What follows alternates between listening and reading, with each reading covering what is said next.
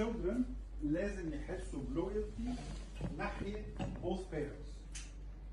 فده معناه ايه؟ معناها ان لو الابن عايش مع الام مش عايش مع الاب، هيبقى عايش مع الام، ممكن ما يتكلمش مع الاب بس هياخد صفات الاب اللي بتضايق الام. ولو راح عايش مع الاب، حتى لو راح عايش مع الاب هياخد صفات الام اللي بتضايق الاب. اوت اوف لويالتي. لان من حق الابن انه ياخد صفات من الاثنين. انما لو الام على قد ما تقدر مستريحه ان الابن ممكن ياخد صفات، احتماليه ان الابن ما ياخدش الصفات اللي مش عاجباها تبقى اقل. انما طول ما الام عندها جادجمنت انا مش عايزاك تبقى زي ابوك، هيطلع زي ابوك.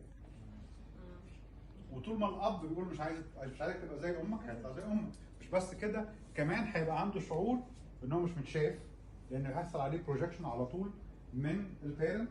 يعني هو هيبقى شايف التشايلد الام، والام شايفه التشايلد الاب، فكده الولد مش متشاف خالص.